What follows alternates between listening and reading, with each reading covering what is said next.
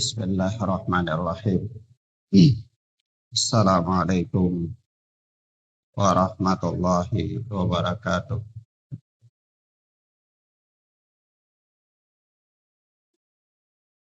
Alhamdulillahilladzi hadana lil Islam wa manna alaina bih wa akhrajana fi khairi ummatin. Wa nas'aluhu at-taufiqa lima yuhibbu wa yarda wal hifdha mimma yakrahu wa yaskhad. Wa nusalli wa nusallimu ala habibina wa sayyidina Muhammad ibn Abdullah wa ala alihi wa ashabihi wa man sara ala nahjihi ila yaumil qiyamah. Amma ba'd. Ikhwana fid din, a'azzani Allah wa iyyakum. Pada pelajaran yang lalu dari kitab Tauhid, kita telah membacakan beberapa hal yang berkaitan dengan firman Allah Subhanahu wa ta'ala, yaitu dalam surat An-Nahl ayat yang ke-36, di mana Allah Subhanahu wa ta'ala berfirman, wa laqad ba'atsna fi kulli ummatin rasulan an ya'budullaha wajtanibut taghut. Faminhum man hadallahu wa minhum man haqqat alaihi dhalalah. Fasiru fil ardi fanzuru kaifa kana akibatul mukadzibin. Dan sungguh kami telah mengutus pada setiap umat seorang rasul yang memerintahkan manusia supaya mereka itu menyembah kepada Allah Subhanahu wa ta'ala saja. Wajtanibut taghut, dan mereka menjauhi sesembahan yang lain selain daripada Allah, atau mereka menjauhi para taghut. Faminhum man hadallahu wa minhum man haqqat alaihi dhalalah. Maka di antara mereka ada orang-orang yang diberikan hidayah oleh Allah, dan ada pula orang-orang yang tetap atas mereka kesesatan. Fasiru fil ardi fanzuru kaifa kana akibatul mukadzibin. Maka berjalanlah di permukaan bumi, fanzuru kaifa kana akibatul mukadzibin. Lalu perhatikanlah bagaimana akibatnya orang-orang yang mendustakan utusan-utusan kami, kata Allah Subhanahu wa ta'ala. Dan telah berlalu kita jelaskan beberapa hal, di antaranya tentang pengertian global daripada ayat ini. Dan sekarang kita masuk pada al-fawaid, faedah-faedah daripada ayat yang mulia ini. Kata Syekh hafidhana wa hafidhahullah, Syekh Muhammad bin Abdul Aziz Sulaiman Al-Qara'awi, beliau berkata, bayanu annan nasa lam yutraku hamalan. Ayat ini menjelaskan kepada kita bahwa annan nas, manusia, lam yutraku hamalan, tidaklah dibiarkan begitu saja. Ya, ini manusia diciptakan oleh Allah Subhanahu wa ta'ala setelah mereka mengatakan dirinya beriman, setelah mereka mengikrarkan keislaman mereka, maka lam yutraku hamalan, mereka tidak dibiarkan begitu saja. Artinya dalam kehidupan manusia itu mereka diuji oleh Allah Subhanahu wa taala dengan berbagai macam ujian untuk membuktikan keimanan dan keislaman mereka. Sebagaimana dalam ayat yang lain Allah Subhanahu wa taala berfirman, ahasiban nasu ay yutraku ay yaqulu amanna wa hum la yuftanun wa laqad fatanna alladziina min qablihim fala ya'lamanna Allahu alladziina shadaqu wa la ya'lamanna al-kadzibin. Apakah manusia itu mengira bahwa mereka akan dibiarkan begitu saja setelah mereka mengatakan amanah, kami beriman? Sungguh kami telah menguji orang-orang sebelum mereka. Fala ya'lamanna Allahu alladziina shadaqu wa la ya'lamanna al-kadzibin. Supaya benar-benar Allah mengetahui, benar-benar jelas siapa-siapa di antara mereka yang jujur dalam keimanannya dan siapa-siapa yang dusta dalam keimanannya. Dalam ayat yang mirip surat Al-Baqarah, Allah Subhanahu wa taala berfirman, am hasibatum an tadkhulul jannah walamma ya'tikum mathalul ladzina khalu min qablihim massathumul ba'sa'u wad-dharra wa zulzilu hatta yaqula rasulu walladzina amanu ma'ahu mata nasrullah ala inna nasrullahi qarib. Apakah manusia itu mengira bahwa mereka akan masuk surga begitu saja, padahal belum datang kepada mereka ujian-ujian sebagaimana telah kami berikan kepada orang-orang terdahulu sebelum mereka? Massathumul ba'sa wad-dharra wa zulzilu.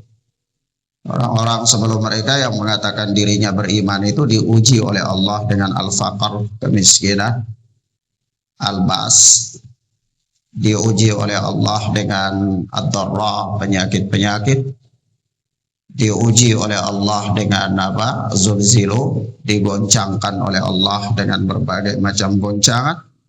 Hatta yaqula rasul walladzina amanu ma'ahu mata nasrullah, sampai-sampai sebagian orang-orang yang beriman bersama dengan Rasul itu mengatakan mata nasrullah, kapan datangnya pertolongan Allah Subhanahu wa taala. Lalu Allah menutup ayat dengan mengatakan ala inna nasrullahi qarib, ketahuilah bahwa pertolongan Allah itu dekat. Artinya manusia setelah dia mengatakan dirinya beriman itu lam yutraku hamalan, tidak dibiarkan sih. Tapi dia digodok oleh Allah dengan berbagai macam ujian, ya, difitnah, diuji, ya, diberikan cobaan dan seterusnya. Supaya apa? Supaya membuktikan kualitas kejujurannya, membuktikan kualitas keimanannya. Karena manusia itu kerap kali dia bersalah tapi dia tidak tahu salahnya apa. Apakah memang dia benar-benar tidak tahu atau dia memang pura-pura tidak tahu? Manusia, ya. Bahkan ada manusia kerap kali dia melakukan pelanggaran-pelanggaran dan orang yang dia tahu melakukan pelanggaran-pelanggaran, tapi dia bertanya apa pelanggarannya. Seolah-olah dia lupa, seolah-olah dia tidak tahu. Maka dari itu Allah berikan dia ujian, Allah berikan kepada manusia cobaan-cobaan supaya jangan dia pura-pura lupa terhadap apa? Kekeliruan, kesalahan-kesalahan. Ya, diberikan oleh Allah ujian. Sebab itu manusia itu tidak dibiarkan begitu saja setelah mereka diciptakan. Nah, mereka diperintah, mereka dilarang, diberikan cobaan dan seterusnya. Yang kedua, faedah yang kedua, umumur risalati li jami'il umami wa nafsul fatrati bainar rusuli allati tujibu tamsa ma'alimid dini bil kulliyah. Umumur risalah, yaitu keumuman risalah, keumuman agama ini, itu li jami'il umam, adalah untuk seluruh umat. Agama ini untuk seluruh umat. Agama tidak diberikan kepada kasta tertentu saja. Agama tidak diberikan kepada lapisan masyarakat tertentu saja. Tapi agama ini benar-benar diberikan kepada seluruh umat. Seluruh umat dia mendapatkan dakwah kepada kebenaran. Iya.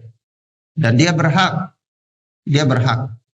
Seluruh manusia berhak untuk mendapatkan dakwah untuk mentauhidkan Allah Subhanahu wa taala. Karena agama diturunkan untuk seluruh umat. Tapi persoalannya wa nafsul fatrati bainar rusul allati tujibu tamsa ma'alimid dini bil kulliyah. Tetapi apa nafsul fatrah? Masa fatrah. Masa fatrah itu bainar rusul, masa kekosongan. Jadi antara satu rasul dengan satu rasul itu di situ ada masa kekosongan. Maklum ya. Maklum dalam sejarah itu. Kadang-kadang Rasul dan Nabi itu kadang-kadang dia estafet ketemu. Tapi kadang-kadang juga tidak ketemu. Iya. Jadi ada Nabi satu, dia datang, dia berdakwah, lalu dia meninggal. Lama sekali umat berada di atas agama dia. Lama, baru kemudian datang lagi satu Rasul lagi. Nah, lama itu, fase waktu itu disebut masa fatrah. Masa kekosongan dari Nabi. Nah, masa fatrah itu masa kekosongan dari para nabi itu dalam tenggang waktu yang lama ya. Katakanlah dari Nabi Allah Isa alaihi salatu wassalam sampai ke Rasul Muhammad sallallahu alaihi wasallam itu waktunya lama sekali. Ya, lama sekali. Sehingga agama tauhid yang dibawa oleh Nabi Allah Isa alaihi salatu wassalam itu karena lama akhirnya dia mengalami distorsi. Dia mengalami apa? Distorsi. Dia mengalami perubahan-perubahan. Dia disusupi oleh bid'ah-bid'ah di agama mereka. Iya, di agama mereka. Nah, dari situ juga menunjukkan kepada kita bahwa betapa agungnya syariat yang mulia ini. Allah menjaga agama Islam ini sehingga agama Islam ini ada pilar-pilar tertentu yang menjaga dia dari terjadinya distorsi dalam agama. Maka ada istilah dalam Islam dikenal dengan istilah apa? Bid'ah. Ya, tercelanya bid'ah dengan berbagai macam sisi-sisinya. Supaya apa? Supaya agama Islam ini tidak mengalami distorsi. Tapi agama-agama zaman dulu itu belum ada istilah itu. Belum ada istilah tersebut sehingga masa kekosongan itu membuat terjadinya distorsi dalam agama-agama mereka. Sampai tadinya agama Nabi Allah Isa itu agama tauhid, seorang rahib beragama Yahudi yang berpura-pura masuk agama Nasrani, cinta kepada Nabi Allah Isa. Setelah meninggalnya Nabi Allah Isa, dia menyusupkan ke dalam agama Nasrani itu kepada orang-orang Nasrani itu akidah taklid. Akidah apa? Trinitas, distorsi. Nah ini yang kata Syekh mengatakan bahwa apa? Nafsul fatrati bainar rusul allati tujibu tamsa ma'alimil dini bil kulliyah. Masa fatrah di antara para rasul itu dia menyebabkan dasar lenyapnya, tamsa itu hancur, runtuh, lenyap.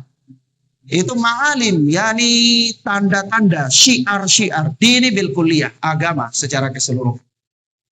Terlalu lama dari masa kekosongan Nabi. Akhirnya perjalanan itu berubah, agama distorsi. Akhirnya syiar-syiar agama itu hilang dengan sendiri. Iya. Agama Islam juga begitu.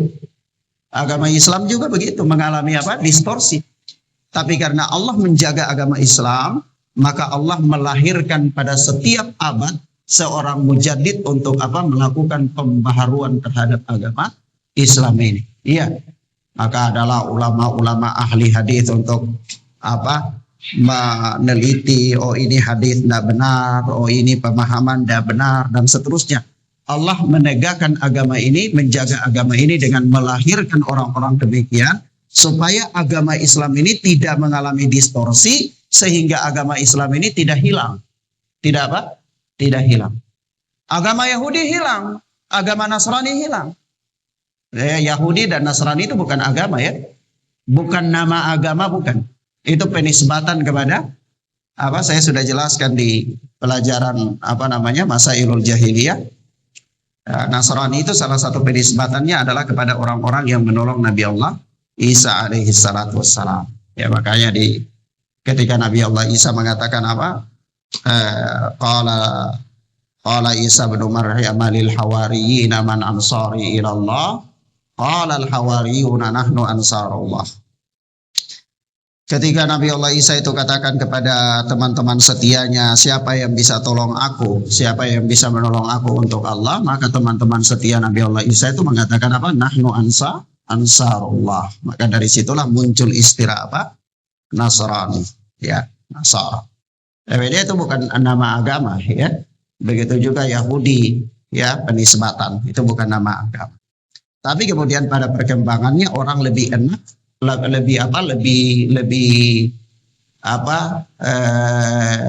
mudah, lebih gampang, ya, menyebutkan penisbatan itu kepada apa? Keyakinan yang mereka miliki. Maka kita katakan orang-orang Nasrani, orang-orang Yahudi itu mereka mengalami distorsi dalam agama mereka sampai hilang prinsip-prinsip agama mereka itu karena masa kekosongan dari para nabi. Paham ya? Maka agama Islam ini kalau tidak ada ulama juga akan hilang agama Islam. Ya, masih ada ulama yang membersihkan hadis-hadis Nabi dari yang palsu, yang dusta, yang sahih saja sudah mengalami begitu banyak distorsi. Ya. Padahal Allah Subhanahu wa taala mengatakan apa? Nahnu nazzalna dzikra wa inna lahu lahafizun. Ya, kami yang menurunkan dzikra dan kamilah yang akan menjaganya. Dan Allah melahirkan para ulama untuk menjaga agama, itu pun agama Islam mengalami distorsi. Iya. Apalagi kalau tidak ada ulama. Makanya dari itu kalau orang-orang dia meninggalkan ulama, dia tinggalkan para ulama, dia menganggap dirinya adalah ulama, maka disitulah akan hancurnya agama ini. Akan apa? Hancurlah agama ini. Nah, sekali lagi perhatikan di sini bahwa apa? Masa fatrah, masa kekosongan dari para nabi itulah yang membuat agama, syiar-syiar agama ini lenyap. Ya. Nah, maka kita katakan bahwa itulah sebabnya para ulama katakan kepada kita begini, bahwa salah satu di antara pilar untuk menjaga kemurnian agama ini adanya amar ma'ruf nahi mungkar. Adanya apa?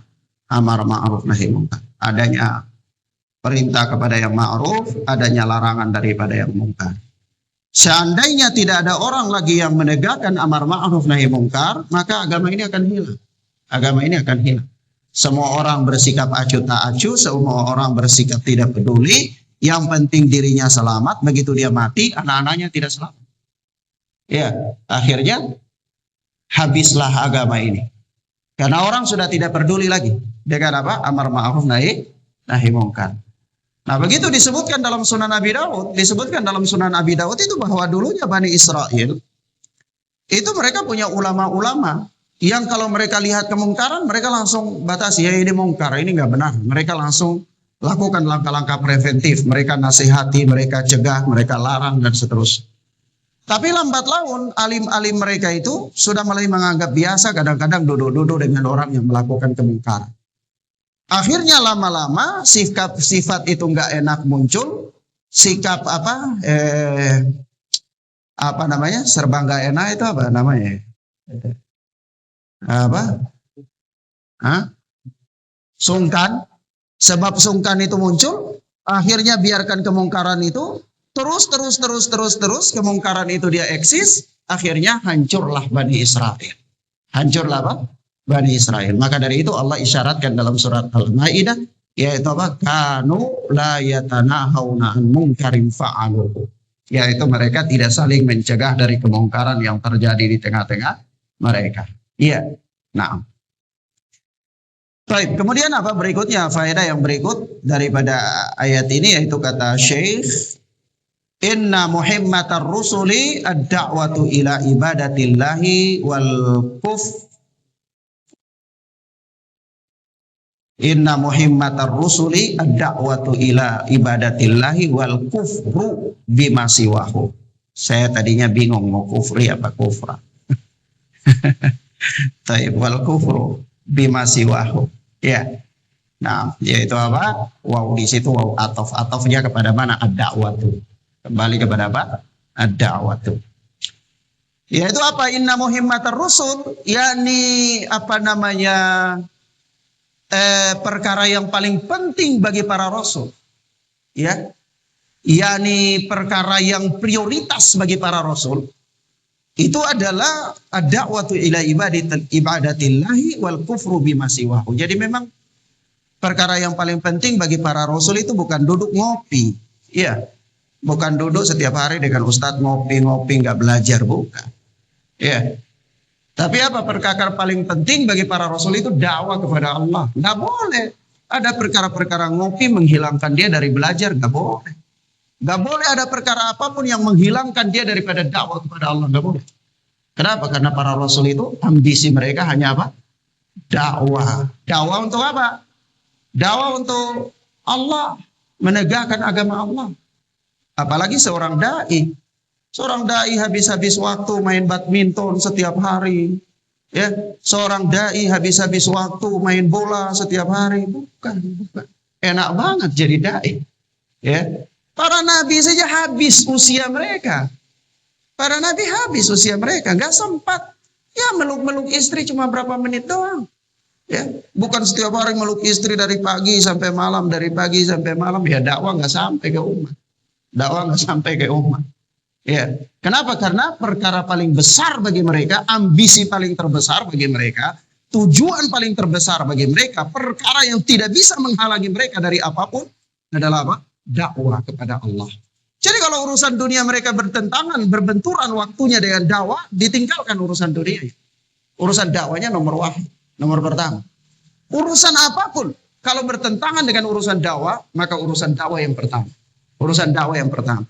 Kita kadang-kadang ya urusan bikin proposal sampai nggak dakwah. Ya. Kadang-kadang urusan cari dana sampai nggak dakwah. Tapi kita atas nama mau dakwah. Yuk saya mau dakwah. Dakwah apa yang ente mau dakwah? Oh bangunan. Oh bangunan itu bukan dakwah. Bangunan itu bukan dakwah. Ada orang berdakwah tanpa bangunan.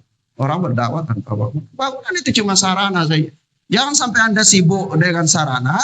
Perhatian Anda luput daripada apa? Dakwah kepada Allah Subhanahu wa ta'ala. Rezeki itu menjadi tanggungan Allah, bangunan itu menjadi tanggungan Allah. Sekiranya Anda sudah pantas untuk itu, Allah pasti akan beri. Allah pasti akan beri. Tapi kalau Anda belum pantas, Anda paksakan keadaan, Anda akan lalai dari tujuan utama Anda, yaitu apa? Dakwah kepada Allah Subhanahu wa ta'ala. Sebab apa para rasul? Ambisi mereka apa? Ambisi para rasul itu bukan sarana, bukan. Kita kadang-kadang para ustadz, ya kita tidak perhatikan keadaannya. Kita perhatikan bangunannya. Anggaran habis untuk bangunan. Ya, para ustadz bagaimana kesejahteraan mereka, bagaimana kondisi mereka supaya bisa tetap dakwah. Kita biarkan. Kita nggak peduli. Ini tidak benar. Ini berpaling. Kita berpaling. Kenapa? Karena inna muhimmatar rusul ad-da'watu ila ibadatillah. Perkara paling penting bagi para rasul itu apa? Ad-da'watu ila Allah. Dakwah untuk apa? Ibadatillah. Untuk beribadah kepada Allah Subhanahu wa ta'ala. Dakwah untuk beribadah kepada Allah itu tidak butuh sarana. Sarana itu cuma penunjang saja. Sarana cuma penunjang. Sebab itu ikhwana fiddin azani Allah wa iyyakum, saya mau katakan bahwa Al-Alama Muqbil bin Hadi rahmatullah alaih itu bukan 1-2 kali beliau berkata. Beliau berkata bahwa dakwah Quran dan Sunnah ini besar bukan dengan bangunan-bangunan, tidak. Besar bukan dengan tingginya tembok-tembok, tidak. Tapi dakwah salaf ini besar dengan apa? Al-Quran dan Sunnah dan pengamalannya dalam kehidupan orang. Ini kita kadang-kadang sibuk bikin bangunan besar, anak-anak sekolah, ya sampai SMP, setelah SMP sudah nggak tahu lagi dia kemana. Ya. Kadang-kadang begitu lulus SMA bingung sudah dia, tidak ada yang jadi dai. Kadang-kadang sudah futur, ya kita dapati dia sudah main gitar di pinggir jalan, ya kita dapati dia sudah kesana kemari nggak karu-karuan sudah, ya padahal apa? Orang tuanya habis anggaran begitu banyak untuk dia sekolah, mulai dari SD di sekolah sunnah bayar mahal, SMP sekolah sunnah bayar mahal, SMA sekolah sunnah bayar mahal, terus setelah itu habis. Setelah habis kemana dia? Duduk di pinggir jalan, main gitar, ngopi, Inikah dai-dai yang kita lahirkan selama berapa tahun? SD 6 tahun, SMP 3 tahun, SMA 3 tahun, berapa itu? 6, 9, 12 tahun. Inikah orang yang kita kader selama 12 tahun? Inikah orang-orang yang kita kader selama 12 tahun? Hasilnya seperti itu? Bukan. Bukan itu. Bukan itu. Oleh sebab itu, ikhwana fiddin azani Allah wa iyyakum. Kenapa? Bukan itu. Karena target kita bukan dakwah kepada Allah. Dakwah kepada Allah itu cuma background saja. Tapi hakikatnya bukan. Kenapa bukan? Ya karena guru-guru yang mengajar anak-anak ini pun belum mumpuni, belum berhak untuk menjadi guru. Tapi karena kebutuhan, kita punya murid banyak, kita harus cari guru yang mau tak mau. Siapa saja diambil, diajak untuk jadi guru. Ya, yang guru-guru itu sendiri pun gak pernah ngaji. Dan saya lihat, subhanallah, sekolah-sekolah sunnah banyak guru-guru yang ngajar Quran banyak, tapi kajian gak pernah ada. Lalu dari mana mereka mendidik anak-anak ini? Dari mana? Kalau hanya sekedar baca alif, baca ba, baca ta, ya nanti itu bisa aja. Nggak perlu sampai harus sebesar-besar itu. Nggak perlu menghabiskan anggaran sebanyak-banyak itu. Kalau hanya untuk apa? Sekedar belajar membaca Al-Quran. Kenapa? Karena belajar membaca Al-Quran cuma satu pintu awal dari apa? Pintu-pintu menuntut ilmu. Kenapa Anda menghabiskan waktu begitu banyak, menghabiskan anggaran untuk begitu banyak? Anda berhenti hanya di pintu pertama saja. Padahal target dakwah bukan itu. Target dakwah itu apa? Target dakwah itu Anda selesaikan pintu-pintu dalam proses menuntut ilmu itu.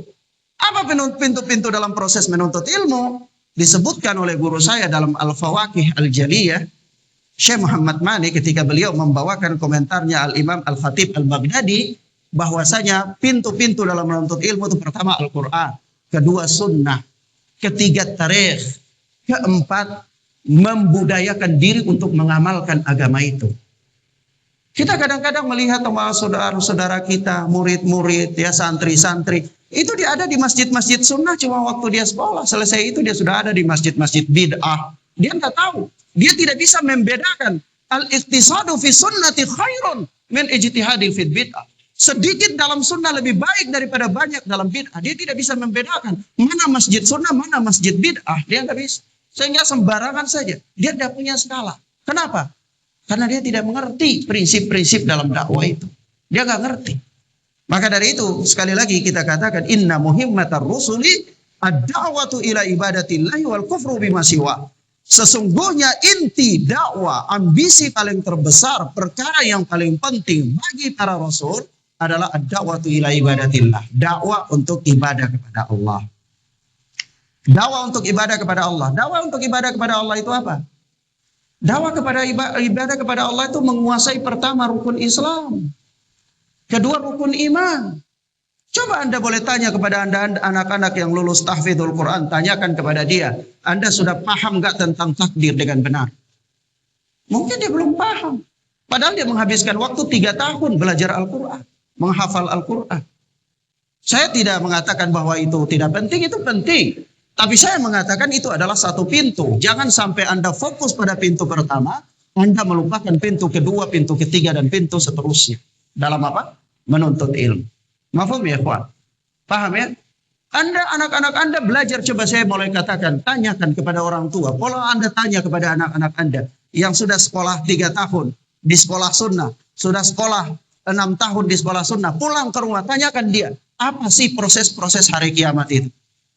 Apa sih peristiwa-peristiwa yang terjadi di hari kiamat? Tanyakan kepada dia, mulai dari yaumil mahsyar, di padang mahsyar, sampai manusia dimasukkan ke dalam surga. Tahu nggak dia?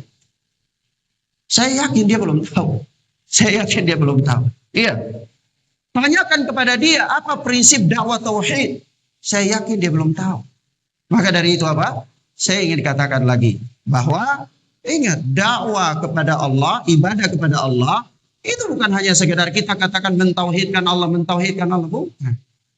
Dakwah untuk ibadah kepada Allah, itu dakwah untuk memahami dan mengamalkan dengan benar. Yang pertama rukun Islam, yang kedua rukun iman. Apa itu rukun Islam?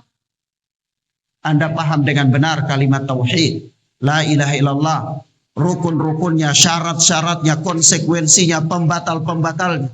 Kemudian yang kedua, rukun Muhammad Rasulullah. Anda paham apa itu Muhammad Rasulullah itu, apa syarat-syaratnya, apa rukun syahadat ini, apa pembatal-pembatalnya, apa konsekuensinya. Kemudian yang kedua apa? Salat. Anda harus tahu salat itu apa, mulai dari air. Kalau Anda bicara salat itu bicara dari bab air sampai kepada bab zikir. Sudah belum dalam bab ibadah? Sekolah 6 tahun belajar gak? Umdatul Ahkam tamat tidak? Kalau tidak tamat, dari mana Anda tahu prinsip-prinsip ibadah dengan baik? Bagaimana Anda tahu jenis-jenis air? Bagaimana Anda tahu tata cara wudhu dengan benar? Bagaimana Anda tahu tata cara tayamum dengan benar? Bagaimana Anda tahu cara mengusap di atas khauf? Bagaimana Anda tahu cara mengusap di atas imamah? Bagaimana Anda tahu mengkasar salat? Bagaimana Anda tahu menjama salat? Padahal ini apa? Prinsip dakwah Nabi untuk mengajak manusia untuk beribadah kepada Allah. Beribadah kepada Allah nggak bisa dikarang-karang. Harus dengan petunjuk apa? Nabi. Dalam konteks agama yang dibawa oleh Muhammad sallallahu alaihi wasallam itu terangkum dalam rukun Islam yang paling pertama. Salat. Kemudian apa? Puasa. Bagaimana orang hamil kalau dia berpuasa? Bagaimana orang nifas dia berpuasa? Bagaimana orang yang menggauli istrinya? Bagaimana orang haid kalau dia datangnya haid di hari dia sudah mau berbuka tetapi datangnya haid? Apa dia perlu fidyah? Apa dia perlu qadha saja? Apa dia seterusnya dari hukum-hukum? Orang yang meninggal punya hutang puasa, orang yang sakit punya hutang puasa dan seterusnya. Sudah belum dia pahami? Kalau belum, dengan apa Anda akan beribadah kepada Allah? Bagaimana Anda beribadah kepada Allah dengan benar? Bagaimana? Anda beribadah kepada Allah bukan hanya sekedar dengan membaca surat Al-Fatihah, kemudian membaca juz 30, bukan. Membaca juz 29, tidak. Bahkan kalau kita melihat sifat sholat Nabi, antum boleh buka kitab-kitab fikih maupun kitab-kitab hadis ya. Sifat sholat Nabi, itu bacaan Rasulullah sederhana saja. Sholat maghrib ayat 20 ayat, kisarul mufassal. Ayat-ayat yang pendek. Sholat isya pun begitu, kisarul mufassal. Dari al-a'la sampai ke bawah. Ya, nanti sholat subuh baru terserah panjang-panjangan, 60 ayat, 50 ayat. Boleh saja. Apa? Kemudian apa? Orang mau beribadah kepada Allah dengan benar bagaimana? Dia nggak tahu lama berdiri dan lama ruku berapa waktu. Dia baca ayat panjang pada rakaat pertama, begitu ruku cuma 2 kali dzikir. Seimbang nggak? Kalau dikatakan oleh prinsip Nabi bahwa sallu kama ra'aitumuni usalli, salatlah kalian sebagaimana kalian melihat aku salat, itu lama berdirinya Nabi itu seimbang dengan lama rukunya. Dari sini saja sudah nggak ngerti kita, sudah nggak ngerti. Lama sujud kita sama dengan lama ruku kita, dari sini sudah nggak ngerti.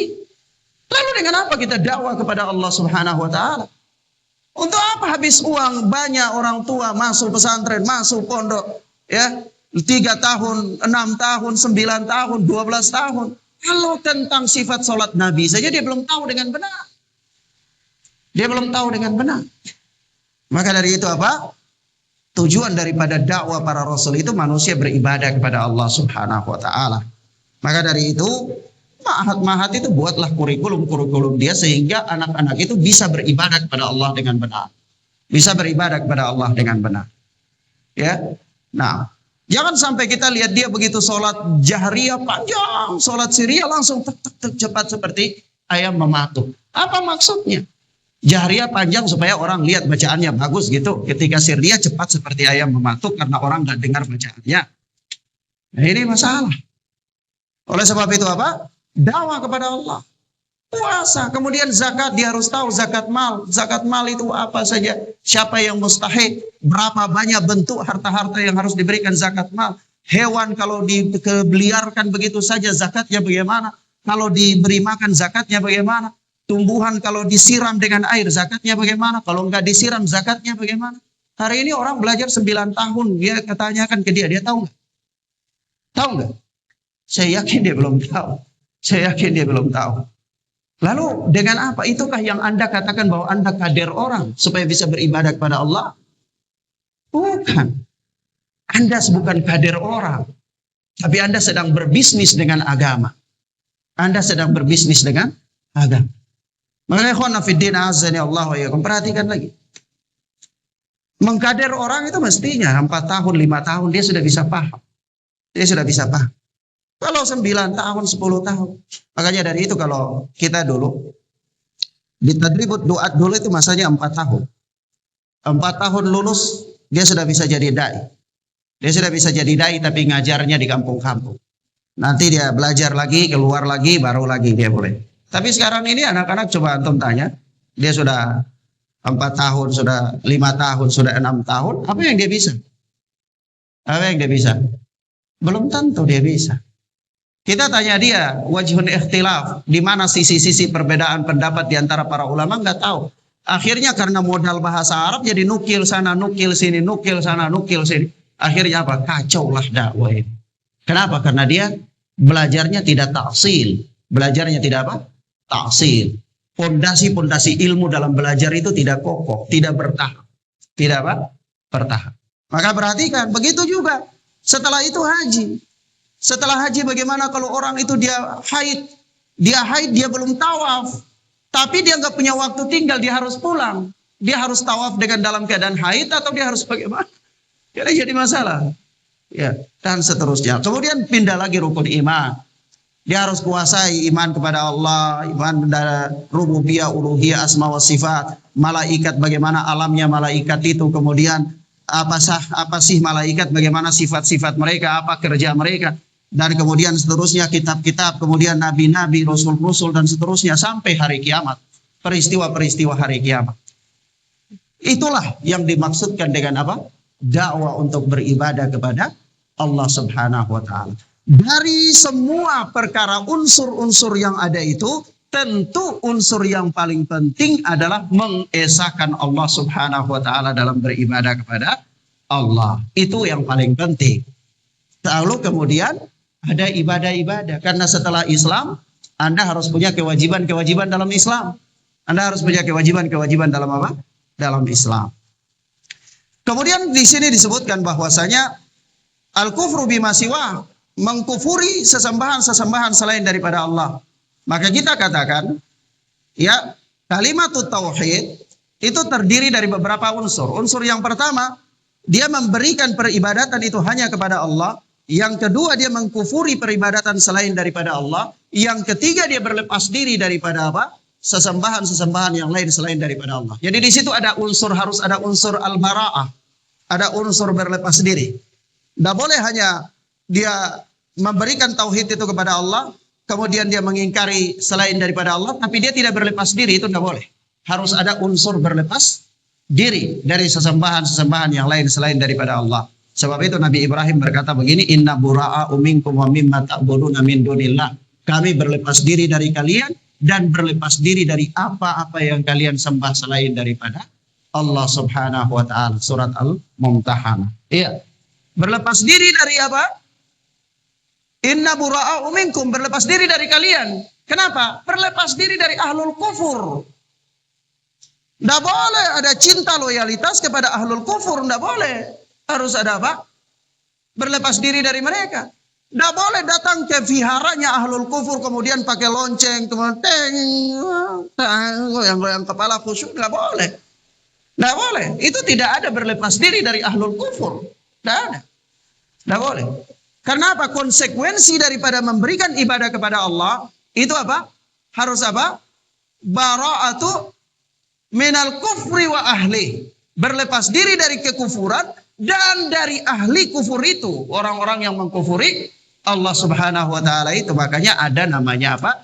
Loyalitas kepada kekufuran itu. Wa man yatawalla minhum fa innahu minkum. Wa man yatawalla minkum fa innahu minhum. Barang siapa dari kalian yang berloyalitas kepada mereka karena persoalan-persoalan ibadah dan merupakan persoalan-persoalan khusus ibadah mereka, fa innahu minhum, maka dia itu dari mereka.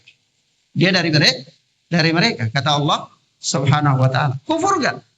Kufur. Jadi orang kalau dikatakan dia beribadah kepada Allah, dia berlepas diri dari peribadatan selain daripada Allah, tapi dia tidak berlepas diri dari ahli kufur, cukup enggak? Enggak cukup. Harus ada apa? Berlepas diri dari ahlul kufur. Jadi tidak boleh cinta karena agama dengan ahlul kufur, tidak boleh. Kalau hanya urusan-urusan dunia ya masih boleh. Tapi kalau ada urusan-urusan agama, ibadah itu tidak boleh. Ya, tidak boleh. Kenapa? Karena konsekuensi dari memberikan ibadah kepada Allah itu salah satunya adalah berlepas diri dari ahlul kufri. Nah, baik. Mafhum ya, ikhwan? Yang keempat, faedah yang keempat, inna hidayat taufiqi khasatun billahi duna ghairih. Bahwa apa? Hidayah taufik itu adalah kekhususan Allah. Hidayah taufik itu kekhususan Allah. Ya, duna ghairih, bukan selainnya. Jadi hidayah taufik itu kekhususan Allah, diminta dari Allah. Ya, ikhwan. Saya kalau bicara tentang hidayah taufik ini, subhanallah, saya tidak sanggup berbicara tentang hidayah taufik. Saya dari umur 20 tahun itu saya sudah berdakwah. Dan kurang lebih sampai sekarang ini saya sudah umur 43 tahun. Kurang lebih di dalam medan dakwah ini sudah 23 tahun saya melalui perjuangan dalam medan dakwah. Itu dari saya masih bujang. Dari saya masih belum menikah, saya sudah diberikan amanah untuk berdakwah. Mulai dari kampung-kampung, dakwah kecil-kecil, ya sampai diberikan kepercayaan terus sampai sebelum saya ke luar negeri, sampai saya pulang lagi dari luar negeri. Itu saya melihat kenyataannya. Saya kalau melihat kenyataannya saya sedih. Jujur saya sedih. Saya sebenarnya tidak usah saya curhat, tapi saya sedih. Nah, saya melihat orang-orang yang menamakan dirinya dia memegang amanah dakwah itu semrawut, kacau balau.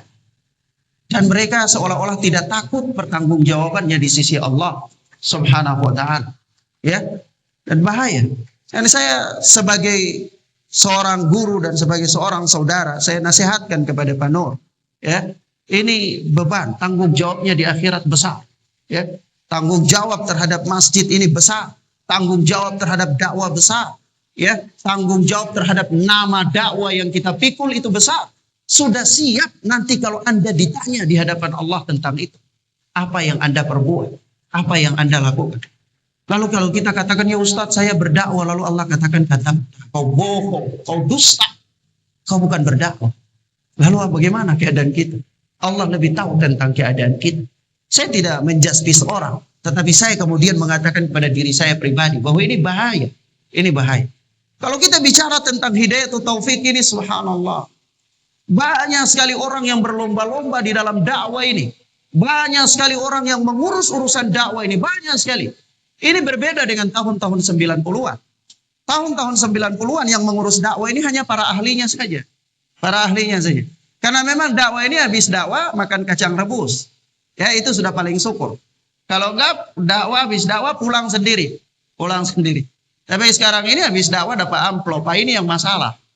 Ya, dapat amplop. Banyak lagi. Ya, urus dakwah, ustadznya sedikit, yang urusnya banyak. Ya, ini yang masalah. Akhirnya semua orang mau urus dakwah. Semua orang mau urus dakwah. Akhirnya dakwah ini kacau. Ini kembali kepada hidayah itu apa?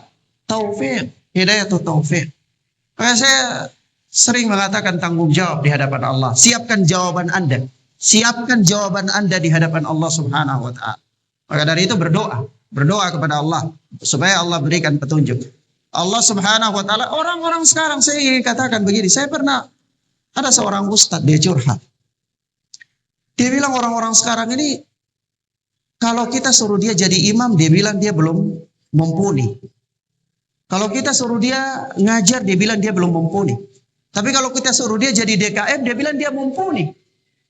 Persoalannya apakah DKM nggak butuh ilmu? Apa mengurus dakwah nggak butuh ilmu? Mengurus dakwah butuh ilmu. Butuh ilmu. Sama dengan Anda jadi imam butuh ilmu. Sama dengan Anda jadi khatib butuh ilmu. Sama dengan Anda ngajar butuh ilmu. Tapi anehnya mereka mau ngambil tanggung jawab ini. Tapi kalau disuruh jadi imam, dia bilang dia nggak bisa ambil tanggung jawab ini. Musibah. Musibah. Musibah ya ikhwan. Barakallahu fikum. Hidayatut taufik. Ini hidayatut taufik. Maka saya bilang, anak-anak itu datang, ngaji. Ini supaya Allah Subhanahu wa taala memperbaiki keadaan kita. Kemudian yang berikutnya, yang kelima, faedah yang kelima, la yalzamu min amrillahi bi syai'in iradatuhu lahu. Yani apa? La yalzamu min amrillahi bi syai'in, yani tidak mesti Allah memerintahkan sesuatu perkara iradatuhu lahu, bahwa perkara itu dikehendaki oleh Allah, diinginkan oleh Allah. Maksudnya begini. Allah perintah, ya, suatu perkara. Tapi tidak mesti perkara itu harus terjadi. Maksudnya, Allah perintah untuk sholat. Tidak mesti semua orang harus sholat. Paham nggak? Ada orang yang tidak mendapatkan hidayah sehingga dia tidak sholat. Allah perintahkan puasa, tapi tidak semua orang bisa berpuasa. Maksudnya begitu. Artinya, perintah Allah Subhanahu wa Ta'ala itu tidak mesti terrealisasi. Kenapa? Karena terrealisasi itu butuh taufik. Jadi artinya, tidak mesti setiap perintah Allah Subhanahu wa Ta'ala itu terrealisasi. Kenapa? Karena untuk merealisasi itu butuh hidayah. Maka dari itu Allah berikan kepada manusia maisha, kehendak. Allah berikan kepada manusia iradah, keinginan. Dan Allah berikan kepada manusia ikhtiar, pilihan. Sehingga manusia bisa memilih, manusia bisa berkeinginan, manusia bisa apa? Berkehendak. Ada orang-orang yang memang dikehendaki oleh Allah sehingga dia memilih jalan ketaatan. Dan ada orang-orang yang dikehendaki oleh Allah sehingga dia tidak memilih jalan ketaatan. Jadi tidak setiap daripada perintah Allah Subhanahu wa Ta'ala terhadap suatu perkara itu iradatuhu lahu, ya. Nah. Kemudian yang keenam as-sadis yaitu istihbabus siyahati liqasdil i'tibari wa tafakkuri bi atharil Qur'an. Bi atharil qurunil ula. Ya ini. Ini Masya Allah ya, ini sebenarnya bagus. Tapi kalau saya melihat subhanallah. Jadi begini, istihbabus siyahah. Tahu siyahah? Rekreasi. Ya di apa? Istihbabus siyahati li qasdil i'tibari wa tafakkuri bi atharil qurunil ula. Jadi dianjurkan untuk rekreasi, untuk touring ya, dengan maksud untuk mengambil pelajaran dan memikirkan peninggalan-peninggalan umat-umat yang telah lalu, bekas-bekas Allah memberikan mereka musibah dan seterusnya. Cuma persoalan hari-hari ini, perkara ini kadang-kadang itu tidak, siyaha itu bukan lagi menjadi satu perkara yang orang itu bisa beriktibar. Kenapa? Karena kadang-kadang anak-anak SD dia siyaha itu dia tidak ambil iktibar. Justru main-main. Ya main-main. Kadang-kadang main-main gak ada faedah. Ya. Kadang-kadang anak-anak sudah SD kita nggak bisa memisahkan mana dia mana wanita, mana laki-laki. Kadang kita suruh mereka, kita bawa mereka touring ke sana ke sini, ikhtilat di antara mereka. Kita nggak ajari mereka untuk apa? Tidur, terpisah. Sudah kayak gitu ustadzah-ustadzanya juga sama. Suaranya ditinggikan di hadapan umum. Orang-orang yang datang itu lelaki dan tidak, dia nggak tahu dan seterusnya. Bukan tidak boleh. Boleh saja. Cuma ketika hal ini tidak sesuai dengan maksudnya, maka ini bahaya. Keluar dari maksud. Maksud dari siyaha itu apa? Maksud dari touring itu apa? Maksud dari berjalan di permukaan bumi untuk apa? Mengambil ibrah.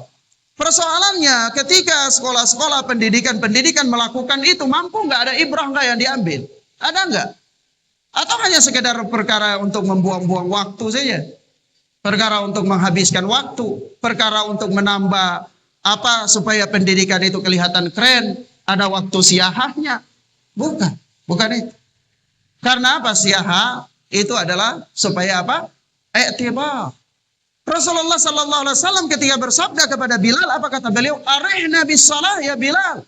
Hibur kami dengan salat. Hiburan seorang mukmin itu di mana? Di ibadah kepada Allah Subhanahu wa ta'ala. Kalau anak-anak kecil kita sudah perbiasakan mereka menghabiskan waktu nggak faedah, nanti tidak bisa dibayangkan bagaimana kalau dia besar. Dia bakalan habiskan waktunya nggak ada faedah. Waktu itu pedang. Kalau kau tidak memanfaatkannya, dia akan memanfaatkan engkau. Memanfaatkan engkau.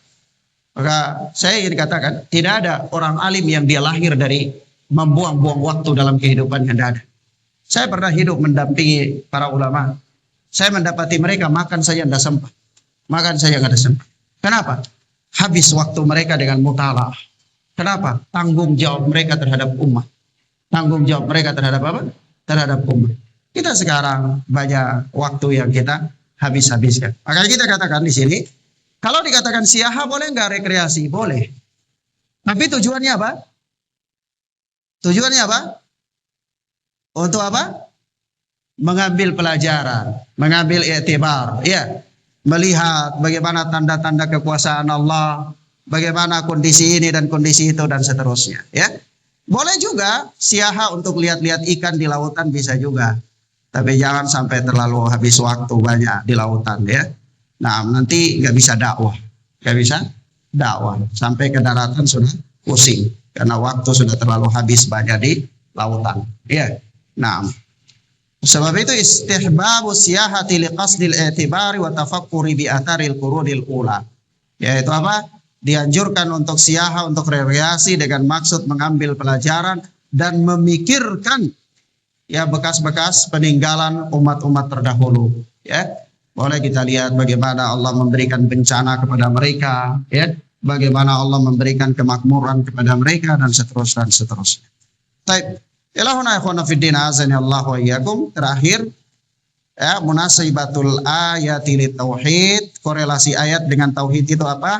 Haitsu dallatil ayatul karimatu ala anna ibadatallahi la tasluhu illa idza kufira bima siwa. Yaitu apa? Ayat yang mulia ini menunjukkan bahwa ibadah kepada Allah itu tidak tasluhu, tidak baik. Ya, yakni tidak terrealisasi illa idza kufira bima siwahu, kecuali dengan mengkufuri selain daripada apa? Allah Subhanahu wa taala. Itu korelasi ayat. Ayatnya ayat apa?